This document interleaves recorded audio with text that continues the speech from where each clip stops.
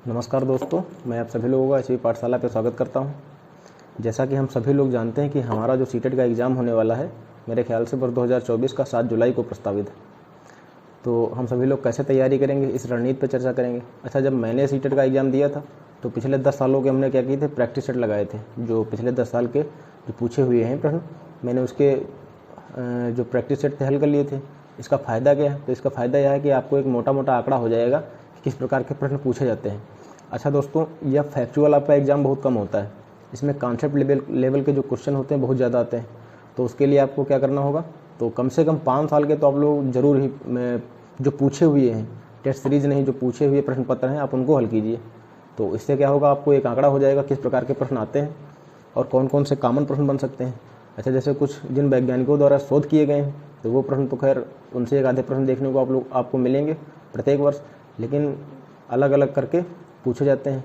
विविधता भी पाई जाती है सवालों में, काफ़ी बड़े बड़े सवाल भी आते हैं। तो आपको प्रैक्टिस हल करना बहुत ही आप लोगों को ज़रूरी है। तो क्या करेंगे, कम से कम मैं पहले प्रत्येक सब्जेक्ट के 5 वर्षों के जो पिछले वर्षों के जो प्रश्न पत्र होंगे उनको हम सभी लोग हल करेंगे, जिससे आप लोगों को एक बेसिक आइडिया हो जाएगा। फिर हम सभी लोग क्या करेंगे, क्लासेस स्टार्ट करेंगे।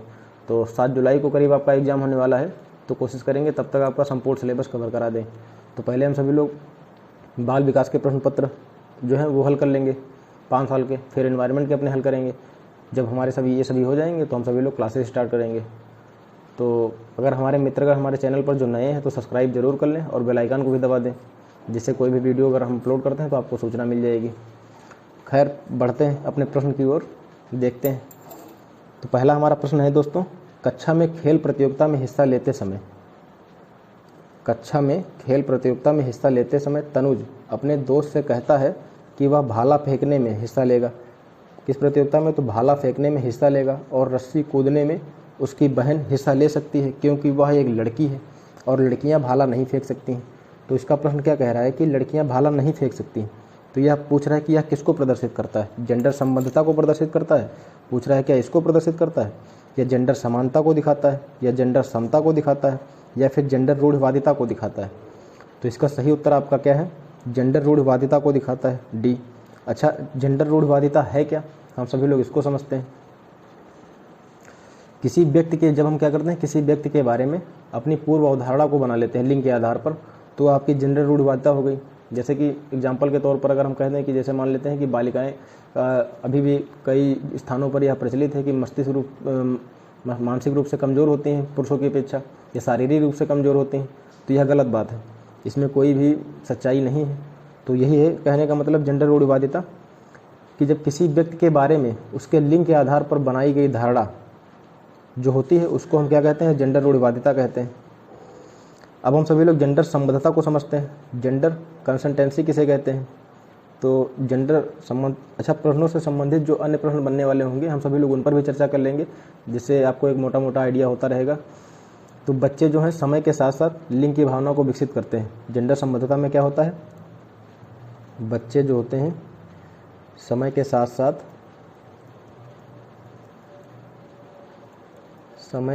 साथ लिंग की भावना को विकसित कर लेते हैं।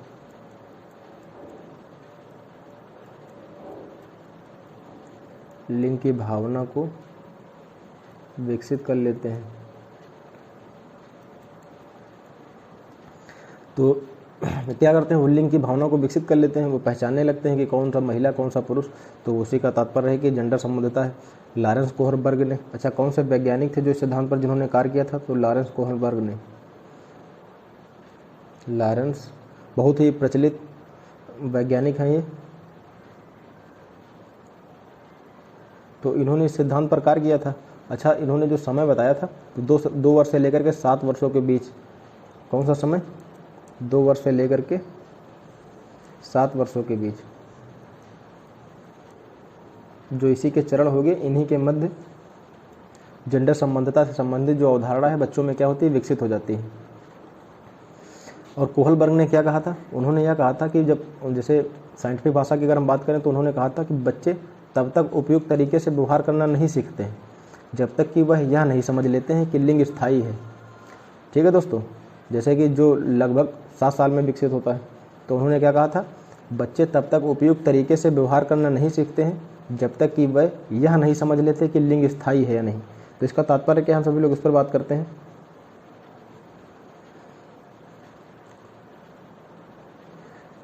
जैसे कि बच्चा जब समझ जाता है कि लिंग स्थायी है, उसका लिंग बदलने वाला नहीं है। जैसे कि वह जो मेल है वह मेल ही रहेगा, जो फीमेल है वह फीमेल ही रहेगा।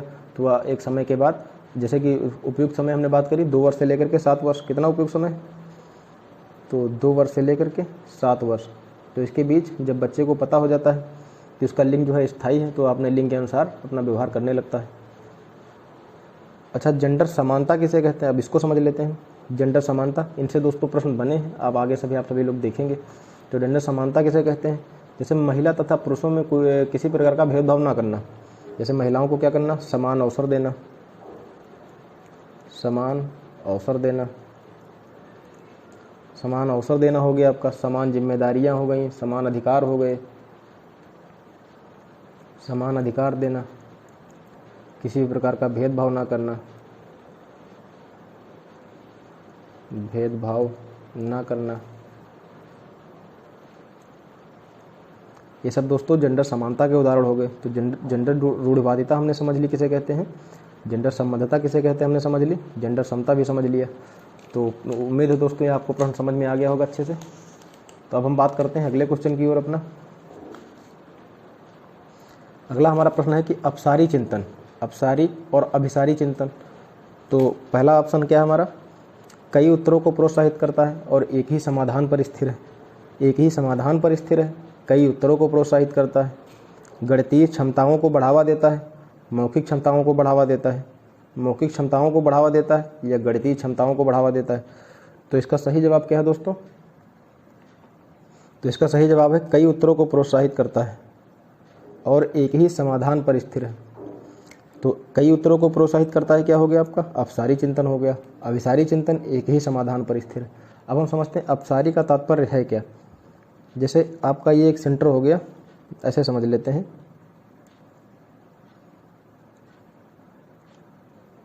अपसारी और ये हो गया आपका अभिसारी।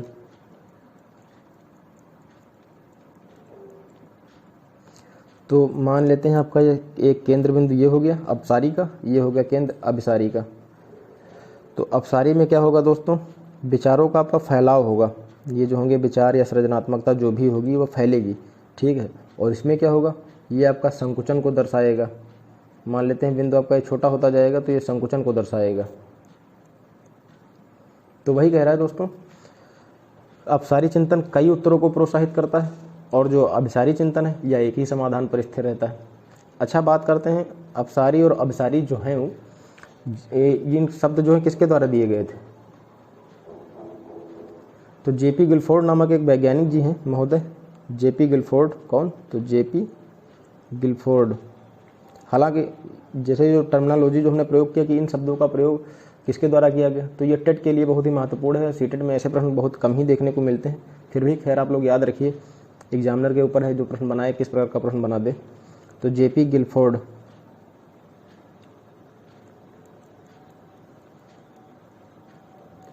जेपी गिलफोर्ड महोदय के द्वारा वर्ष 1956 में, कब दोस्तों, तो वर्ष 1956 में प्रयोग किया गया था अपसारी और अपसारी चिंतन का। तो ये हमारा क्वेश्चन हो गया। अब हम आगे बात करते हैं, निम्नलिखित में से कौन सा कथन समावेशी शिक्षा के बारे में सही नहीं है।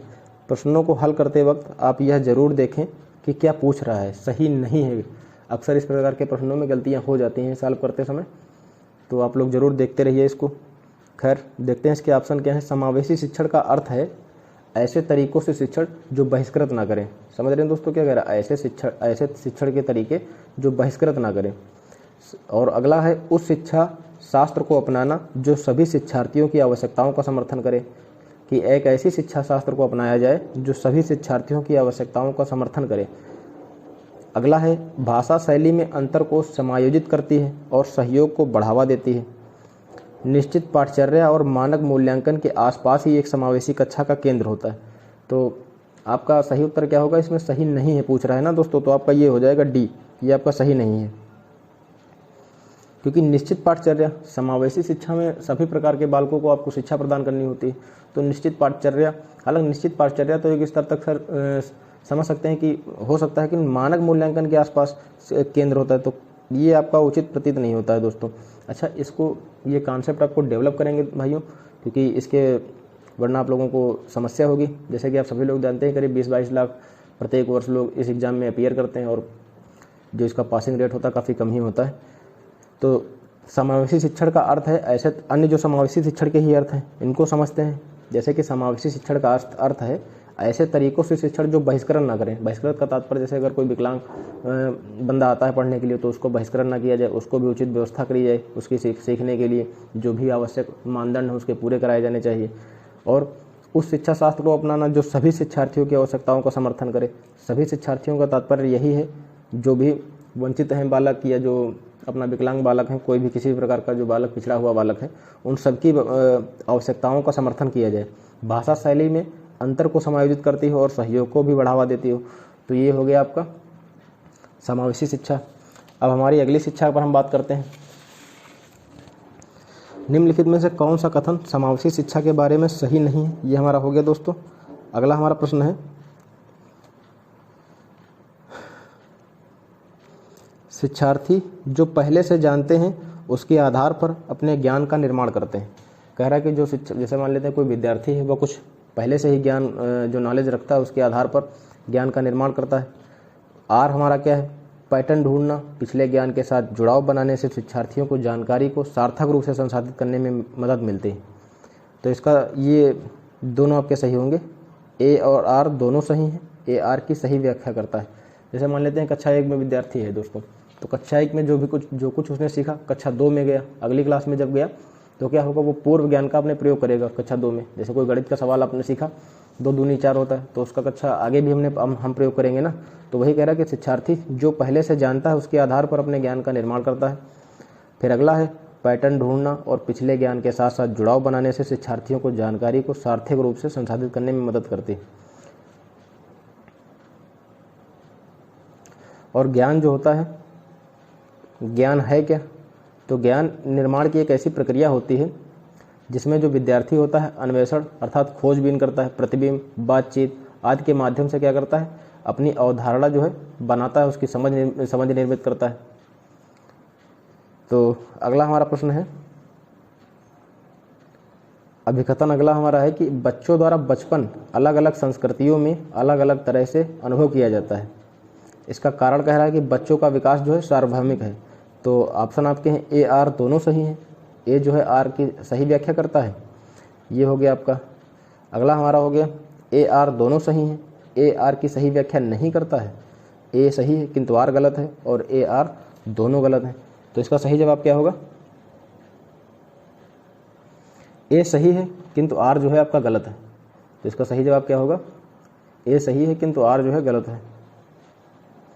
अब हम इसको समझते हैं कि ऐसा क्यों है। तो बच्चों द्वारा बचपन अलग अलग संस्कृतियों में अलग अलग तरह से अनुभव किया जाता है। जैसे जो बच्चे का जब बचपन होता है दोस्तों, प्रत्येक परिवार की अपनी कल्चर अलग होती है, प्रत्येक समाज का अपना कल्चर अलग होता है, संस्कृति अलग होती है। तो उनका बचपन जो है अलग अलग संस्कृतियों में फलता फूलता है। और बच्चों का जो विकास है सार्वभौमिक है, यह गलत बात है। तो बच्चों का विकास जो है होता है वह कैसा होता है, गैर सार्वभौमिक होता है, गैर सार्वभौमिक होता है।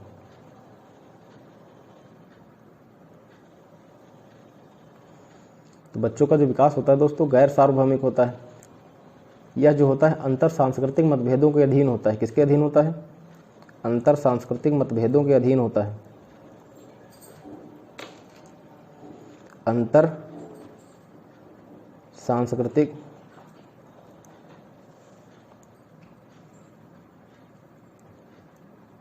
मतभेदों के अधीन होता है।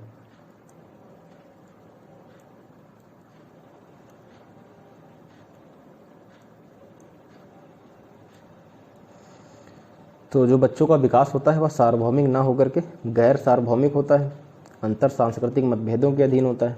तो पहले जो ए ऑप्शन है हमने तो उस पर बात कर ही ली। जो बच्चों द्वारा जो बचपन होता है वह अलग अलग संस्कृतियों में अनुभव किया जाता है। अब हमारा अगला, तो इसका क्या होगा, आपका सही उत्तर है सी, ए सही है किंतु आर जो है गलत है। अगला हमारा प्रश्न है अभिप्रेरणा के आरोपण सिद्धांत के अनुसार निम्नलिखित में से किससे लगातार कोशिश और बेहतर प्रदर्शन की संभावना है। अभिप्रेरणा जो प्रश्न नंबर 6 है, मोटिवेशन, इससे तो आप सभी लोग भली भांति परिचित हैं। मोटिवेशन के आरोपण से सिद्धांत के अनुसार जो अभिप्रेरणा का आरोपण सिद्धांत है, निम्नलिखित में से किसको लगातार कोशिश और बेहतर प्रदर्शन की संभावना है। तो समझते हैं। सफलता के लिए आंतरिक आरोपण और असफलता के लिए बाहरी आरोपण, सफलता के लिए बाहरी आरोपण और असफलता के लिए आंतरिक आरोपण, असफलता और सफलता दोनों के लिए आंतरिक आरोपण, असफलता और सफलता दोनों के लिए बाहरी आरोपण। तो इसका सही उत्तर आपका क्या होगा? असफलता और सफलता दोनों के लिए क्या है? आंतरिक आरोपण जो है मायने रखता है, अहमियत रखता है। लगातार आप जैसे कि जो आपकी अगर आंतरिक अभिप्रेरणा जो है, मोटिवेशन आपका बरकरार रहता है और आप कार्य करते रहते हैं, तो क्या होगा? सफलता की जो आपके जो चांसेस हैं वो बढ़ जाएंगे दोस्तों। तो असफलता और सफलता दोनों के लिए जो आंतरिक आरोपण है, लगातार कोशिश से बेहतर प्रदर्शन की संभावनाएं जो हैं बढ़ जाती हैं। अगला हमारा प्रश्न है निम्नलिखित में से कौन सा प्रगतिशील शिक्षा का एक प्रमुख सिद्धांत है। जो प्रगतिशील शिक्षा है, इस पर एक विस्तृत आपका ये एक टॉपिक है, तो जो हम सभी लोग क्लासेस अपनी आरंभ करेंगे प्रैक्टिस सेट करने के बाद, तो उस पर हम सभी लोग प्रगतिशील शिक्षा के बारे में बात करेंगे। तो खैर देखते हैं क्या प्रश्न है। छात्रों के सीखने को मापने के लिए मानकीकृत परीक्षण सबसे अच्छा तरीका है। छात्रों को अपने शिक्षकों से ज्ञान का निष्क्रिय प्राप्तकर्ता होना चाहिए। सीखना प्रमाणिक कार्यों पर आधारित होना चाहिए। पाठचर्या पूर्व निर्धारित और सार्वभौमिक होनी चाहिए। तो इसका सही जवाब क्या होगा?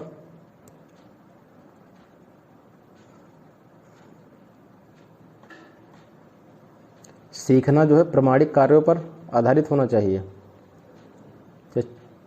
पाठचर्या पूर्व निर्धारित और सार्वभौमिक होनी चाहिए। छात्रों के सीखने को मापने के लिए मानकीकृत परीक्षण जो है सबसे अच्छा तरीका है। तो इसका सिद्धांत कौन सा है दोस्तों? सीखना जो है प्रमाणिक कार्यों पर आधारित होना चाहिए। जैसे कोई बच्चा जो सीख रहा है, उसको कोई गलत तथ्य या गलत सूचनाएं ये सभी प्राप्त करना उचित नहीं है। तो जो भी वह सीखे दोस्तों, वह प्रमाणिक होना चाहिए। तो प्रगतिशील शिक्षा का एक प्रमुख सिद्धांत है। ठीक है, प्रगतिशील शिक्षा है क्या? तो एक प्रकार का यह दर्शन है। इसमें अनुभवात्मक, आकस्मिक और जो सहयोग रूप प्रदान करते हैं। प्रगतिशील शिक्षा क्या है? तो यह करेगा, अपना अनुभव प्रदान करेगा, आकस्मिक और सहयोग भी प्रदान करेगा। प्रगतिशील शिक्षा के सिद्धांतों के तहत अच्छा प्रगतिशील शिक्षा क्या मानती है दोस्तों? तो प्रगतिशील शिक्षा यह मानती है कि जो सीखना है वह आनंददायक भी होना चाहिए, प्रमाणिक भी होना चाहिए। क्या मानती है? तो इसके अपने कुछ विचार हैं। सीखना जो है कैसा होना चाहिए?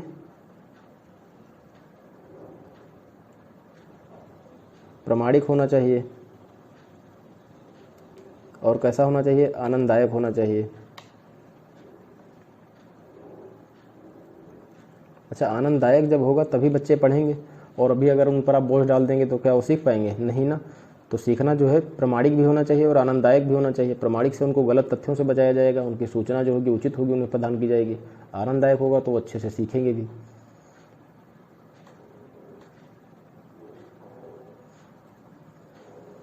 विकास के किस पहलू में, प्रश्न नंबर हमारा 8 है दोस्तों, क्वेश्चन नंबर 8 है हमारा। विकास के किस पहलू में तर्क, चिंतन और समस्या समाधान की व्याख्या की जाती है? जो तर्क है, चिंतन है, समस्या है, समाधान है, उसकी व्याख्या किस पहलू में की जाती है? जो विकास की स्टेज होती हैं जो दोस्तों, सामाजिक विकास, संज्ञानात्मक विकास, नैतिक विकास या गति विकास। तो आपका जो संज्ञानात्मक विकास है, इसमें तर्क, चिंतन, समस्या समाधान, इन सबका जो है दोस्तों देखने को इस स्तर पर आप सभी को ये देखने को मिलेंगी। तो संज्ञानात्मक विकास है क्या? यह एक प्रकार की ऐसी प्रक्रिया है जिसमें मनुष्य ज्ञान प्राप्त करता है। तो संज्ञानात्मक विकास में क्या होता है? मनुष्य जो होता है या प्राणी जो है ज्ञान प्राप्त करता है।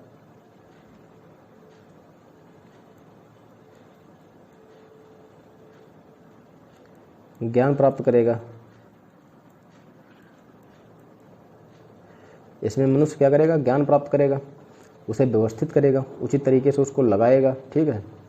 इसमें चिंतन, इसमें समस्या समाधान, तर्क, कार्यकारी कार्य आदि प्रक्रियाओं का प्रयोग किया जाता है। किसका प्रयोग किया जाता है? तर्क, चिंतन, समस्या समाधान आपका प्रश्न में ही दिया है। स्मृति हो गई, समस्याओं का समाधान करना, कार्यकारी कार्य, कार्यकारी कार्य हो गए। तो इन सबका उचित तरीके से इसमें संज्ञानात्मक विकास जो होता है, जो स्टेज होती है, इसमें प्रयोग किए जाते हैं। अगला प्रश्न हमारा है कि लेव वायगोत्स्की प्रस्तावित करते हैं कि बच्चों में स्वनियमन के लिए क्या महत्वपूर्ण है, असंतुलन, निजवाक, अनुकूलन या संगठन। तो जो वायगोत्स्की महोदय हैं, इनका संबंध किससे एक तरीके से बात किया जाए, तो इनका संबंध है निजवाक से। आपका सही जवाब क्या होगा दोस्तों, निजवाक। अच्छा, निजवाक है क्या, मान लेते हैं जैसे कि आप सभी लोगों को देखा होगा, जो बंदे अकेले काफ़ी रहते हैं, या जैसे कोई साइंटिस्ट हैं, वैज्ञानिक हैं, तो वो खुद से ही बात करते रहते हैं। तो उसी का तात्पर्य, जैसे जो बच्चा है वह भी अपना खुद से ही बात करता रहता है, कोई कार्य कर रहा होता है या खिलौने खेल रहा होता है तो खुद से बात करता रहता है। तो वही कह रहा है कि लेव वायगोत्स्की प्रस्तावित करते हैं कि बच्चों में स्वनियमन के लिए क्या महत्वपूर्ण है। स्वनियमन का तात्पर्य स्वयं का विकास करने के लिए, निजवाक हो गया।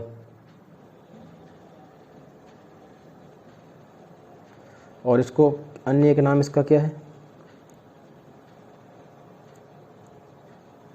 इसका अन्य नाम क्या है दोस्तों, तो आंतरिक संवाद भी इसको हम कहते हैं।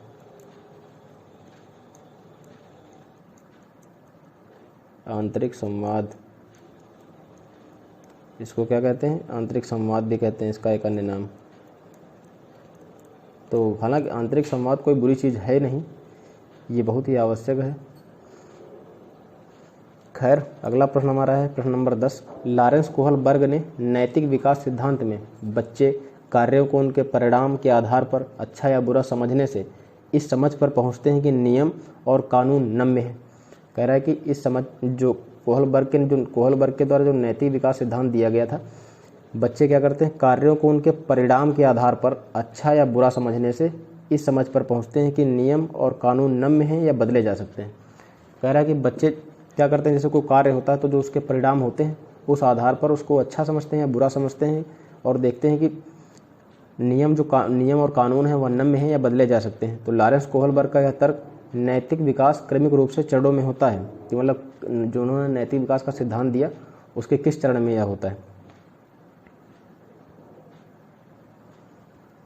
तो ए आर दोनों सत्य हैं, आर ए की सही व्याख्या करता है। ए आर दोनों सत्य हैं लेकिन आर ए की सही व्याख्या नहीं करता है। ए सत्य है लेकिन आर गलत है, ए आर दोनों गलत है। तो इस प्रकार के प्रश्नों को हल करने के लिए आप दोनों को देखेंगे, तभी आपको पता लग पाएगा कि उसकी व्याख्या कर रहा है कि नहीं कर रहा है।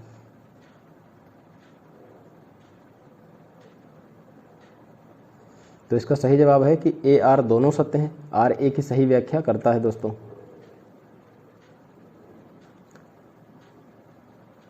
जो कोहलबर्ग ने नैतिक विकास का सिद्धांत दिया दोस्तों, जो नैतिक विकास का सिद्धांत उनके द्वारा दिया गया है, जब हम अपना चैप्टर पढ़ेंगे तो इसको विस्तृत रूप से पढ़ेंगे। जो नैतिक विकास का उनके द्वारा जो सिद्धांत दिया गया है, इसके 3 प्रमुख चरण हैं। अब इसको 3 चरणों में विभाजित भी कर सकते किया गया है, और प्रत्येक चरण में 2 अन्य चरण हैं। प्रत्येक चरण में कितने चरण हैं, इनको 2 भागों, प्रत्येक चरण को 2 भागों में विभाजित किया गया। वो कौन कौन से हैं, जो हम अपना चैप्टर पढ़ रहे होंगे तब पढ़ेंगे।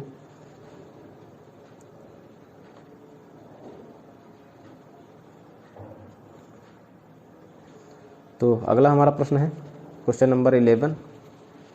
हावर्ड गार्डनर के बहुबुद्धि सिद्धांत के अनुसार निम्नलिखित में से कौन सा सेट बुद्धि और उसके संबंधित विशेषताओं से सही मेल का प्रतिनिधित्व करता है। हावर्ड गार्डनर जो हैं, इनके द्वारा बहुबुद्धि का सिद्धांत दिया गया।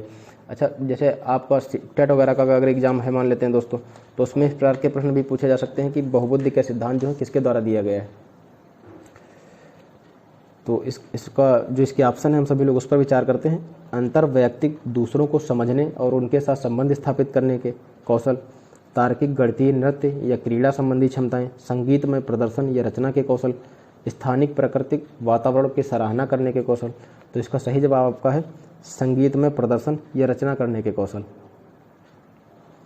जो संगीतमय बुद्धि उनके द्वारा डिस्कवर करी गई थी, संगीत संबंधी बुद्धिमत्ता, तो इसका अर्थ है कि संगीत पैटर्न के प्रदर्शन करना, रचना और सराहना के कौशल से इसका संबंध है दोस्तों। संगीत, जैसे मान लेते हैं आप गिटार बजाते हैं तो क्या करते हैं, या गिटार बजाते हैं या वायलिन वगैरह कुछ भी जो आप बजाते हैं संगीत संबंधित, तो उसमें क्या करते हैं, नई नई धुनों का निर्माण करते हैं, ठीक है, उसको बनाते हैं, उसको व्यक्त करते हैं, सुनाते हैं, क्षमता अपनी प्रदर्शित करते हैं।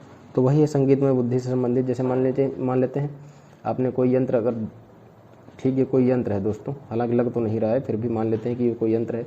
तो इससे आप नई नई धुनों का निर्माण करेंगे, उसको प्रदर्शित करेंगे। तो यही है इसके कहने का मतलब।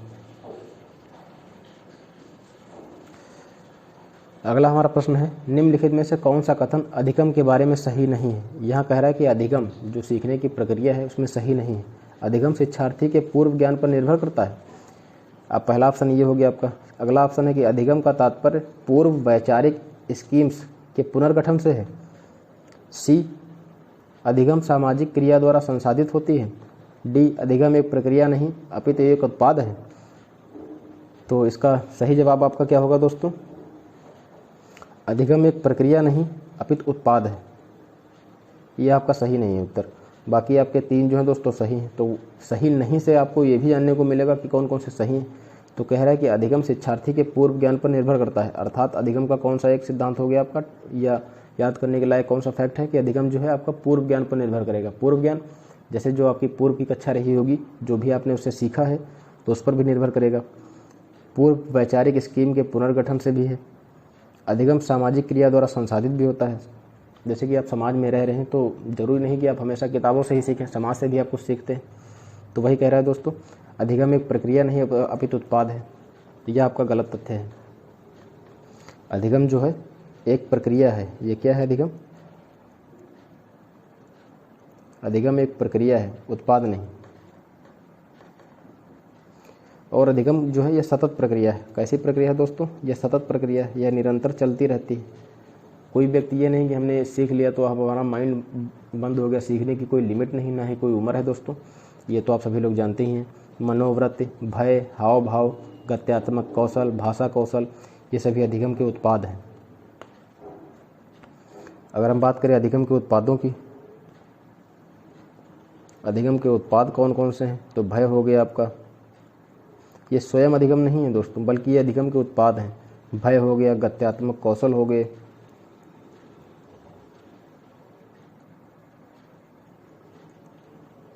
गत्यात्मक कौशल हो गए आपके, भाषा कौशल हो गए।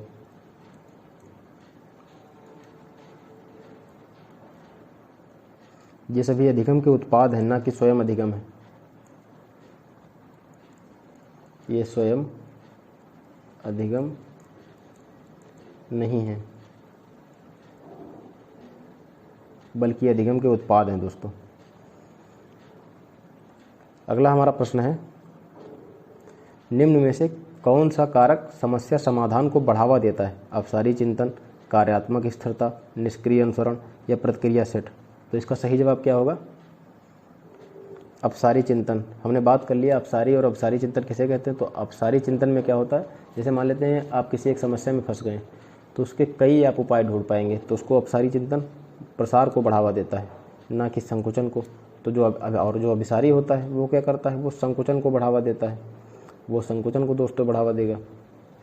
ठीक है, तो ये आपका अपसारी चिंतन को प्रदर्शित करेगा। जो ये होगा आपका नहीं दोस्तों, ये अभिसारी चिंतन को प्रदर्शित करेगा,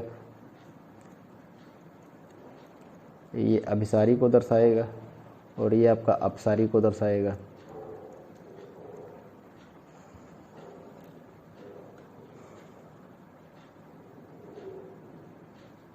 और हमने इस पर पहले ही बात कर ली कि यह टर्मिनोलॉजी किसके द्वारा दी गई थी। तो वर्ष 1956 में गिलफोर्ड महोदय के द्वारा दी गई थी।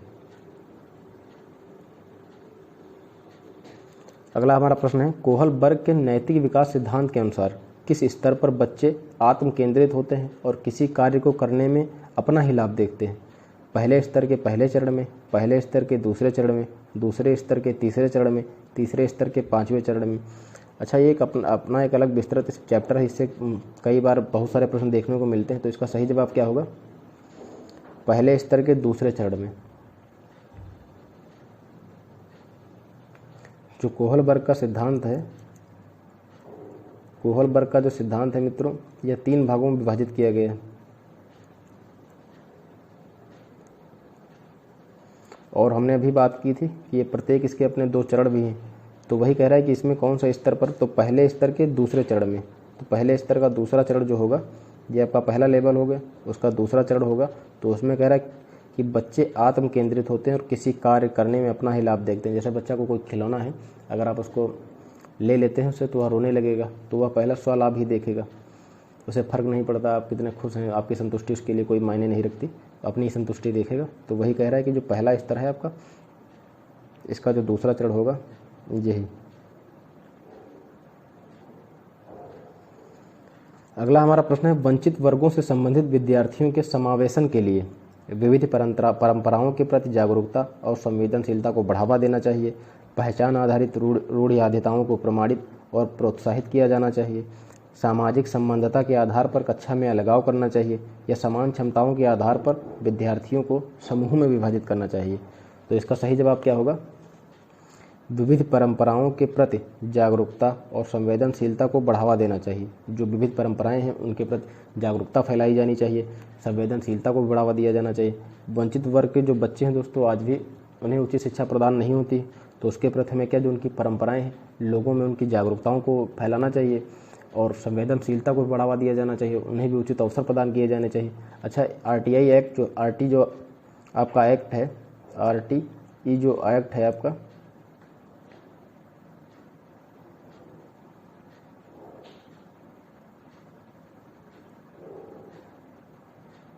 वर्ष 2009 में बना था, इसकी जो धारा है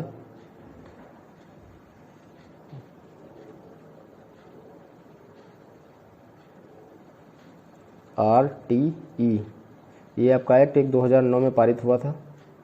उसकी धारा 8C, इसके अनुसार क्या कहा गया था, सरकार ने क्या कहा था, जो संबंधित राज्य सरकारें होंगी वह यह सुनिश्चित करेंगी कि कमज़ोर वर्ग के जो बच्चे हैं या जो वंचित वर्ग के बच्चे हैं उनके साथ किसी भी प्रकार का कोई भेदभाव न किया जाए। तो जो RTI एक्ट 2009 है। अच्छा, इस प्रकार के प्रश्न क्या है, टेट वगैरह में पूछे जाते हैं, जो फैक्चुअल आपका एग्ज़ाम होगा उसमें प्रश्न बनेंगे। ठीक है दोस्तों, तो RTI एक्ट 2009 की जो धारा 8C है, तो उसमें यह कहा गया है कि जो संबंधित राज्य सरकारें हैं वह निर्धारित करेंगी कि वंचित वर्ग के जो बच्चे हैं उनके साथ किसी प्रकार का भेदभाव न हो। तो इसका सही जवाब हो गया, विविध परंपराओं के प्रति जागरूकता और संवेदनशीलता को बढ़ावा दिया जाना चाहिए। निम्नलिखित में से उपयोगी प्रतिपुष्टि की एक विशेषता कौन सी है? यह केवल कार्य के अंत में ही दी जाती है, यह व्यापक और सामान्य होती है, यह केवल परिणामों पर केंद्रित होती है, यह सामयिक और विशिष्ट होती है। तो इसका सही जवाब क्या होगा दोस्तों? प्रश्न नंबर जो हमारा 16 है, इसका उत्तर क्या होगा? यह सामयिक और विशिष्ट होती है। It is timely and specific. तो इसका कारण क्या है? जैसे मान लेते हैं हमने कोई अपना एग्ज़ाम दिया, ठीक है दोस्तों, हमने कोई अपना एग्ज़ाम दिया, तो अगर हमको उसकी गलतियां नहीं पता चलेंगी तो हम उसको सीखेंगे कैसे? तो उसी के लिए कहने का मतलब है कि यह सामयिक और विशिष्ट होती है। जो फीडबैक आपको दिया जाता है, अच्छा आप लोग इंग्लिश टर्म भी याद रखिए दोस्तों, जो फीडबैक आपको दिया जाएगा आप उसी आधार पर तो आप सुधार कर पाएंगे, वरना आपको आपकी गलतियाँ पता ही नहीं होंगी तो सुधार क्या खाक करेंगे। तो वही कहने का मतलब है कि जो निम्नलिखित में से उपयोगी प्रतिपुष्टि की एक विशेषता कौन सी है? सामयिक और विशिष्ट होती है। अगर सही समय पर आपको आपकी गलतियां पता चल जाएंगी तो आप सभी लोग उस पर सुधार करेंगे, दोबारा ऐसी गलती नहीं करेंगे। तो जाहिर सी बात है, यह मायने रखती है, अहमियत रखती है। तो समीपस्थ सिद्धांत क्या कहता है? जो आपका समीपस्थ सिद्धांत है, यह क्या कहता है कि शैशवावस्था में अंग हाथों और पैरों की तुलना में तेज़ी से बढ़ते हैं। विकास सिर से पैर की ओर होता है। भाषा का विकास तेज़ी से होता है क्योंकि वह विकास के लिए संवेदनशील अवधि है। सूक्ष्म गतिक कौशल के विकास के साथ शारीरिक विकास तेजी से होता है। तो इसका सही जवाब क्या होगा दोस्तों?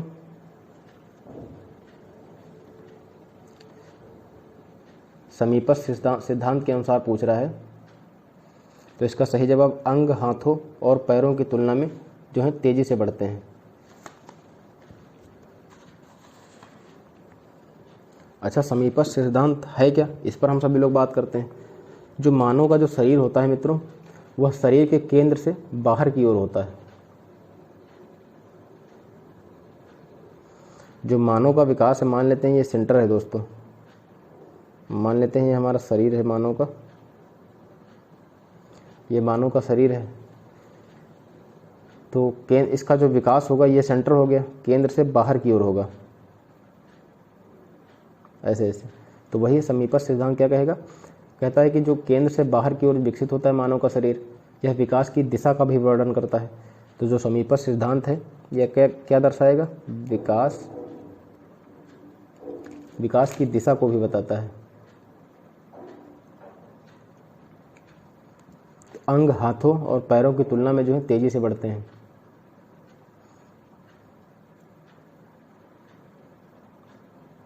जो रीढ़ की हड्डी होगी, शरीर में जो रीढ़ की हड्डी होती वह पहले विकसित होगी, फिर उसके बाद क्या होगा भुजाएं, अंग, हाथ, पैर आदि का विकास होगा दोस्तों। तो वही है समीपस्थ सिद्धांत, इसी की बात करता है, दिशा को भी दर्शाता है। अगला हमारा प्रश्न है, विद्यालय पाठ्यक्रम को विद्यार्थियों के सांस्कृतिक ज्ञान को उचित स्थान और मूल्य देना चाहिए। जो विद्यालय पाठ्यक्रम होते हैं उसमें क्या करना चाहिए, विद्यार्थियों के सांस्कृतिक ज्ञान उचित जो सांस्कृतिक उनका ज्ञान है उसको उचित स्थान और मूल्य देना चाहिए। विद्यार्थियों को उनकी सांस्कृतिक पहचान को बनाए रखने के लिए समर्थन प्रदान करना सीखने की प्रक्रिया को सुगम बनाता है। तो इसके ऑप्शंस क्या हैं, वही हैं AR वगैरह जो आप लोग आगे पढ़ चुके हैं, इससे पूर्व में पढ़ चुके हैं। तो इसका सही जवाब क्या है आपका, AR दोनों सही हैं और जो R है वह एक ही सही व्याख्या करता है। तो इसको समझते हैं, विद्यालय पाठ्यक्रम को विद्यार्थियों के सांस्कृतिक ज्ञान को उचित स्थान देना चाहिए। जैसे मान लेते हैं विद्यालय पाठ्यक्रम है दोस्तों, अगर हम किसी भी विद्यार्थी के सांस्कृतिक ज्ञान उसको हम अगर उचित महत्व नहीं देंगे तो क्या सीख पाएगा। मान लेते हैं कि उसका पारिवारिक ज्ञान कुछ और है, उसकी कल्चरल ज्ञान वगैरह कुछ और है, तो उसको सिखा कुछ और रहे तो अपने आप को क्या सहज महसूस कर पाएगा ना, नहीं कर पाएगा। तो उसके सांस्कृतिक ज्ञान को हम उचित स्थान भी दें और विद्यार्थियों को उनकी सांस्कृतिक पहचान को बनाए रखने के लिए क्या करें, जो विद्यार्थियों की उनकी सांस्कृतिक पहचान को बनाए रखने के लिए समर्थन प्रदान करना चाहिए। और मान लेते हैं कि हम स्थान नहीं उचित प्रदान कर पाते हैं तो हम सभी लोग क्या करें कि उसको अपना समर्थन प्रदान करें ताकि वह क्या करे, विविधता न क्लास में महसूस कर पाए, अपने आप को अलगाव न महसूस कर पाए, भेदभाव से आपको ये ना समझ पाए कि मेरे साथ भेदभाव किया जा रहा है। तो अर्थात वही कहने का मतलब है दोस्तों। तो इसका सही जवाब क्या है, AR दोनों सही हैं और AR की जो सही व्याख्या करता है। अगला हमारा प्रश्न है कि निम्नलिखित में से किस रचनात्मक मूल्यांकन नहीं माना जाता है, किसे। तो छात्रों के पूर्व ज्ञान को निर्धारित करने के लिए एक नई अवधारणा की शुरुआत में दे दिया गया आकलन, या छात्रों को इसमें नहीं पूछ रहा है, छात्रों और शिक्षकों को अग्रगामी प्रतिपुष्टि प्रदान करने के लिए कक्षा के दौरान दिया गया मूल्यांकन, एक मूल्यांकन कार्य जो मानदंड के एक मानक पैमाने के अनुसार छात्रों को तुलना करने में सहायक होता है, एक आकलन एक छात्र के सीखने में गलत धारणाओं की पहचान करने के लिए प्रयोग किया जाता है। तो इसका सही जवाब क्या होगा, एक मूल्यांकन कार्य जो मानदंड के मानक पैमाने के अनुसार छात्रों की तुलना करने में सहायक होता है। आपका सही उत्तर क्या होगा, C होगा दोस्तों। इसका ये जो है नहीं है, रचनात्मक मूल्यांकन नहीं माना जा सकता है कि एक मूल्यांकन कार्य जो मानदंड के एक मानक पैमाने के अनुसार छात्रों की तुलना करने में सहायक होता है। यह गलत बात है दोस्तों, बाकी जो है आपके अन्य सही हैं। निम्नलिखित में से किसे पठन वैकल्य की एक विशिष्ट विशेषता जो है, पठन वैकल्य की विशेषता कौन सी है। तो इसको हम क्या कहेंगे, डिसलेक्सिया। ये सभी बहुत ही पूछे गए, अक्सर ये पूछे जाते हैं, इसको लेकर के कई प्रश्न भी बने हैं। आप सभी लोग जैसे जैसे आप हल करेंगे तो देखें कई बार आए हुए हैं। तो इसको हम क्या कहते हैं इंग्लिश में, डिसलेक्सिया कहते हैं इसको इंग्लिश में। रचनात्मक समस्या समाधान में कठिनाई, ध्वन्यात्मक प्रसंस्करण में कठिनाई, शारीरिक समन्वय में कठिनाई, स्थानिक समझ जानकारी में कठिनाई। तो इसका सही जवाब क्या होगा, ध्वन्यात्मक प्रसंस्करण में कठिनाई। डिसलेक्सिया है क्या दोस्तों, तो यह एक प्रकार की सीखने में कठिनाई है। क्या है यह, सीखने में अक्षमता को प्रदर्शित करती है, सीखने में कठिनाई को दर्शाती है, सीखने में कठिनाई को दर्शाती है।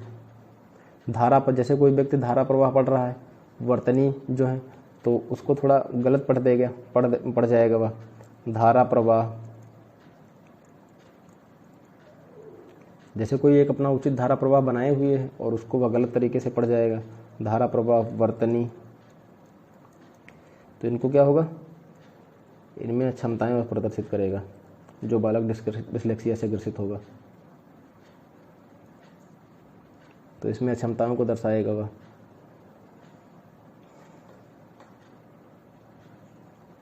अगला हमारा प्रश्न है, निम्नलिखित में से किस प्रकार के प्रश्न एक छात्र की जानकारी का गंभीर रूप से मूल्यांकन करने की योग्यता का आकलन करने में मदद करता है। आपका ऑप्शन ए है वह प्रश्न जो शब्द की सरल परिभाषा के लिए पूछते हैं। ऑप्शन बी है वह प्रश्न जो छात्र की व्यक्तिगत राय पूछते हैं।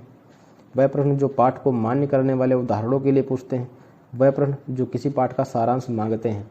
तो इसका सही जवाब क्या होगा दोस्तों? वह प्रश्न जो छात्र की व्यक्तिगत राय पूछते हैं।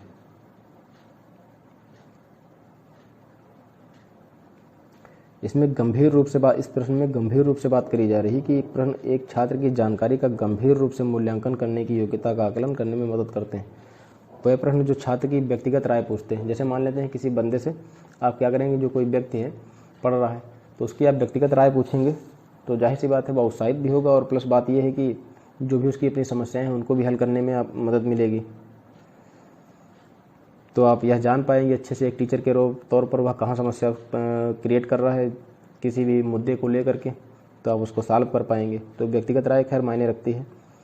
तो एक बेसिक चीज़ है, आप सभी लोग समझ सकते हैं। बाध्यता एक स्थिति है जबकि अक्षमता एक स्थिति है। तो इसका फिर इन द ब्लैंक्स आपका क्या होगा? जैविक, कार्यात्मक जैविक, क्रियात्मक शारीरिक, सामाजिक मनोवैज्ञानिक। तो इसका सही जवाब होगा जैविक, कार्यात्मक, बायोलॉजिकल और फंक्शनल। तो बाध्यता है क्या? अच्छा, WHO ने बाध्यता को लेकर के एक वर्गीकरण भी किया दोस्तों। जो आपकी बाध्यता है यह क्या करती है? यह शारीरिक कार्यों के प्रति अक्षमता को दर्शाती है।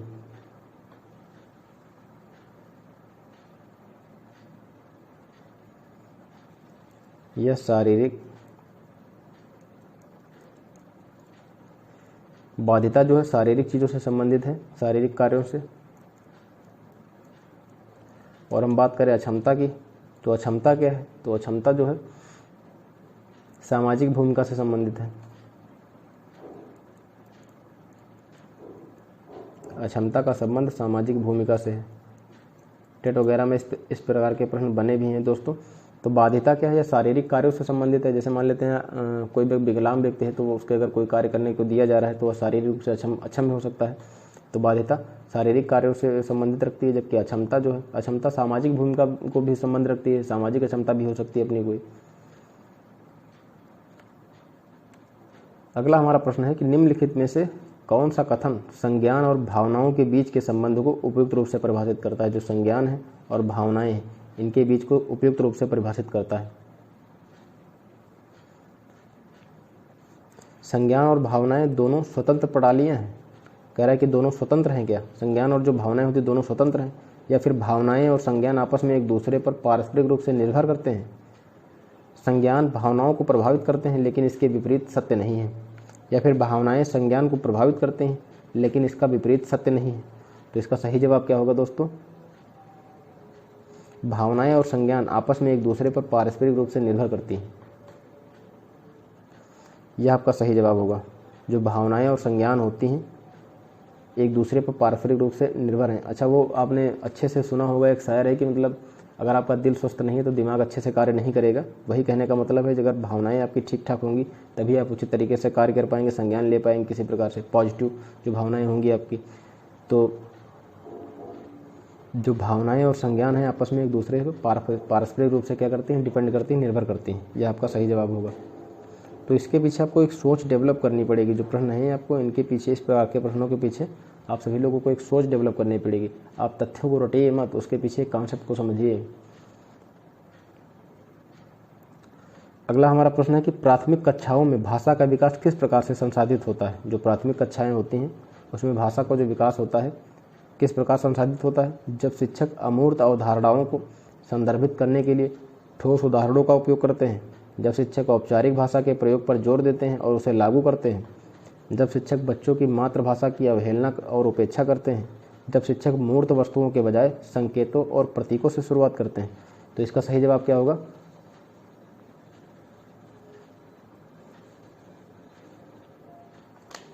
जब शिक्षक अमूर्त अवधारणाओं को संदर्भित करने के लिए ठोस उदाहरणों का उपयोग करते हैं। अच्छा, जो अमूर्त उदाहरण होते हैं दोस्तों, ये काल्पनिक होते हैं। इनका कोई अपनी भौतिक जो होता है, कोई भौतिक वजह या भौतिक रूप नहीं होता है दोस्तों। तो उसके लिए, उसको समझाने के लिए आप क्या करेंगे? ठोस अगर उदाहरण नहीं प्रस्तुत करेंगे तो बच्चे समझेंगे कैसे? जो अमूर्त चीज़ें हैं, जैसे जो काल्पनिक, वो कहावत नहीं है कि मुंगेरी लाल के सपने, तो वैसे ही है कुछ। अमूर्त अवधारणाओं को संदर्भित करने के लिए आप क्या करेंगे? ठोस उदाहरणों को प्रस्तुत करेंगे, तभी बच्चे समझ पाएंगे दोस्तों। उनका क्योंकि जो कल्पनाएं हैं उनका कोई यथार्थ रूप तो होता नहीं, तो उसको समझाने के लिए आप क्या करेंगे? कोई अच्छा उदाहरण ही समझाएंगे, तभी समझ पाएगा बच्चा। निम्नलिखित में से कौन सा आंतरिक अभिप्रेरणा का सही वर्णन, जो इनर मोटिवेशन होती है आपकी, उसका सही जो है वर्णन कौन कर रहा है? तो अभिप्रेरणा जो बाहरी पुरस्कार दिए जाते हैं उससे आती है। कह रहा है कि जो मोटिवेशन होता है, जो पुरस्कार दिए जाते हैं उससे आता है क्या? अभिप्रेरणा जो कार्य के व्यक्तिगत आनंद से आती है, अभिप्रेरणा जो दूसरों के साथ प्रतिस्पर्धा से आती है, या अभिप्रेरणा जो दंड के भय से आती है? तो इसका सही जवाब क्या होगा? अभिप्रेरणा जो कार्य के व्यक्तिगत आनंद से आती है। जैसे मान लेते हैं, इसको समझते हैं, जैसे आपको अगर कोई कार्य करने के लिए पुरस्कार दिया गया तो आप कितने दिनों तक मोटिवेशन उसका बना के रखेंगे? मैक्सिमम 1 मंथ, बहुत है, इससे ज़्यादा तो आप बना नहीं सकते। और अगर आपसे किसी से प्रतिस्पर्धा भी करेंगे तब भी आपके लिए यह इतना अधिक प्रभावशाली नहीं रहेगा। दंड के भय से तो हो ही नहीं सकता। अच्छा, अगर आप कोई कार्य कर रहे हैं, जैसे कि आप आजकल रील का बहुत ज़्यादा प्रचलन है, रील चलाने में आपको क्या आता है? आनंद आता है। तो उसके लिए कोई आपको इनर मोटिवेशन की ज़रूरत है? नहीं ना, खिसकाते रहते हैं दिन भर लोग, पूरा पूरा दिन। तो वही कह रहा है कि अभिप्रेरणा जो कार्य के व्यक्तिगत आनंद से आती है। आपको अगर कोई कार्य करने में मज़ा आ रहा है तो उसके लिए मोटिवेशन की कोई वही नहीं मायने रखता है, आप उसको ऐसे ही करेंगे। तो इसका सही जवाब दोस्तों क्या है? बी है। अगला हमारा क्वेश्चन है कि निम्न में से कौन सा आलम्बन के उदाहरण है? जो आलम्बन है, कौन से उदाहरण है इसके? बोलकर सोचो, संकेत और इशारे, आलम्बन, प्रश्न, आधा हल किया हुआ उदाहरण। इसकी इंग्लिश टर्मिनोलॉजी भी आप याद रखिए। यस, इसके फोल्डिंग इसको कहते हैं SCAFFOLDING। इसके फोल्डिंग करके सीधे तौर पर पूछे गए प्रश्न हैं। तो इसमें क्या है? बोल कर सोचो, संकेत और इशारे, प्रश्न, आधा हल किया हुआ उदाहरण। तो इसका सही जवाब क्या है? क्रमवार। ए हो गया, फिर बी हो गया, आपका सी हो गया, फिर डी हो गया। तो इसमें क्या है? बोलकर सोचना आलम्बन के उदाहरण है। ठीक है दोस्तों, संकेत और इशारे भी आपके आलम्बन के ही उदाहरण है। प्रश्न है, आधा हल किया हुआ उदाहरण है। जैसे हम क्या करते हैं, हम लोग क्या करेंगे, जैसे कोई विद्यार्थी है, उसको हमने क्या करा? आधा हल किया हुआ उदाहरण दे दिया, तो वह उसका पूरा करेगा, उसको सोचेगा उसको पूरा करने में। यह है क्या? एक प्रकार का, तो आलम्बन जो है आपका, इसका फोल्डिंग एक प्रकार का अनुदेशात्मक अभ्यास है। अनुदेशात्मक अभ्यास है। क्या है?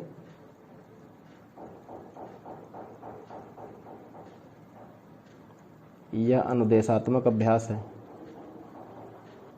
ठीक है दोस्तों, शिक्षक इसमें क्या करता है? धीरे धीरे मार्गदर्शन और समर्थन जो है त्याग देता है अपना। तो जो शिक्षक जो मार्गदर्शन दे रहा होगा इसके फोल्डिंग के अंतर्गत, और मार्गदर्शन दे रहा होगा, सहायता कर रहा होगा जो बच्चों की, उसमें धीरे धीरे त्याग देगा। छात्र क्या करेगा? स्वयं सीखने में और अधिक सक्षम के लिए अग्रसर हो रहे होते हैं। तो जो अपना समर्थन होगा, सहयोग होगा, उसमें शिक्षक क्या करेगा? छोड़ देगा, अपना त्याग कर देगा। जो बच्चे हैं आगे निरंतर बढ़ रहे होंगे, स्वनिर्भर हो रहे होंगे सीखने के क्रम में। तो वही कह रहा है दोस्तों।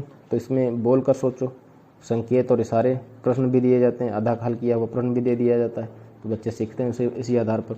विकास के क्रम में बच्चे सूक्ष्म पेशीय कौशल से पहले सकल पेशीय कौशल, जो सूक्ष्म पेशीय कौशल होती है उससे पहले सकल पेशीय कौशल विकसित करते हैं। यह क्या दर्शाता है? अराजक या शीर्षगामी, रेखीय या समीप दूराभिमुख? तो इसका सही जवाब दोस्तों क्या होगा? समीप दूराभिमुख इसको दर्शाता है। इसका तात्पर्य है कि जैसे जो शरीर का जो मध्य भाग होता है दोस्तों, शरीर के बाहरी भागों की तुलना में जल्दी विकसित होता है।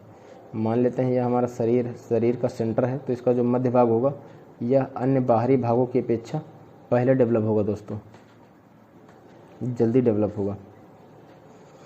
जीन पियाजे के संज्ञानात्मक विकास के सिद्धांत के अनुसार निम्नलिखित में से कौन सी क्षमता मूर्त संक्रियात्मक सोच को पूर्व संक्रियात्मक सोच से अलग करती है? इंद्रियों का समन्वय, विकेंद्रीकरण, परिकल्पित तार्किकता, वस्तु स्थायित्व। हालांकि ये हो सकता है आपके प्रश्न अभी समझ में ना आए, क्योंकि ये थोड़ा फैक्ट बेस है, तो इसीलिए आप जब हम सभी लोग चैप्टर पढ़ रहे होंगे तो अच्छे से बात करेंगे इस पर। खैर अभी इसको हम पढ़ लेते हैं ताकि आपको नया भी नहीं लगेगा। तो इसका सही जवाब आपका होगा विकेंद्रीकरण, डिसेंटरिंग। क्या है दोस्तों इसका? डिसेंटरिंग।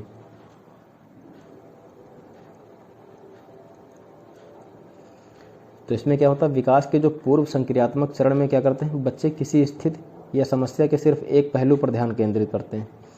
कितने पहलुओं पर, तो सिर्फ एक ही पहलुओं पर जो निश्चित होगा, विकास के पूर्व संक्रियात्मक चरण। जो पूर्व संक्रियात्मक चरण होगा विकास का, उसमें क्या करेंगे बच्चे, एक पहलू पर ध्यान केंद्रित करेंगे, एक पहलू पर ही ध्यान केंद्रित करेंगे। अगर हम बात करते हैं मूर्त संक्रियात्मक चरण में, तो इसमें मूर्त संक्रियात्मक चरण में जो मूर्त आपका होगा दोस्तों, वह इसमें क्या करेंगे, विकेंद्रीकरण के रूप में जाने जाते हैं।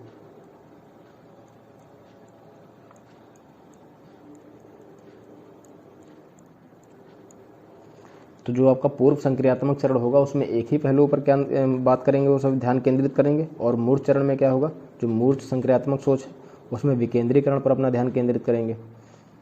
एक ही समय पर जो एक स्थित होगा, एक ही समय पर कई पहलुओं पर विचार करेंगे, वो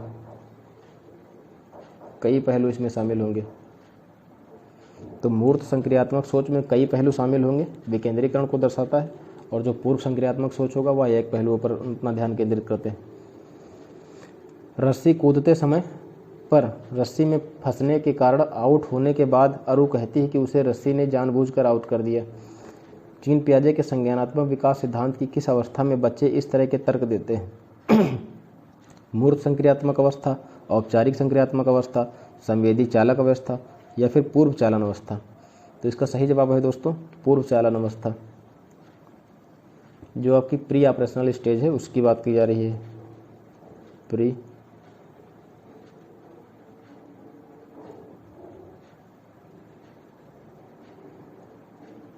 जो पूर्व चालन अवस्था है, ये आपका सही जवाब होगा।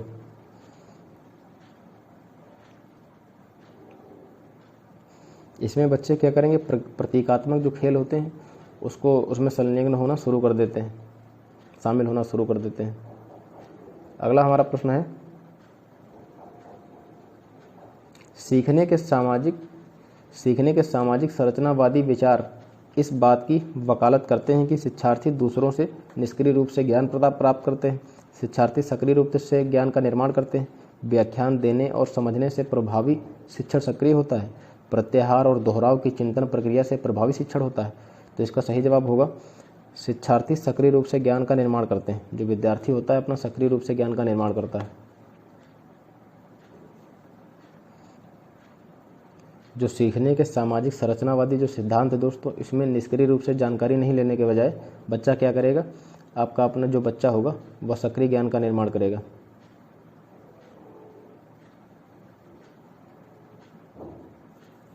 जो भी उसको अपने अनुभव होंगे वह उन अनुभवों पर विचार करेगा।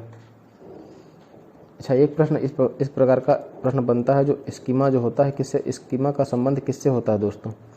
तो स्कीमा का संबंध जो होता है नई जानकारियों से संबंधित होता है। यह प्रश्न आया हुआ भी था जब मैंने सीटेट का एग्ज़ाम दिया था, तो इसमें आया था स्कीमा जो है नई जानकारी शामिल करता है दोस्तों। तो हम सभी लोगों ने जो करीब जो 30 प्रश्नों की बाल विकास एवं शिक्षा शास्त्र जो हमारा एग्ज़ाम होता है सीटेट का, उसमें आती है 30 नंबर की, तो हम सभी लोगों ने उस पर बात कर लिया।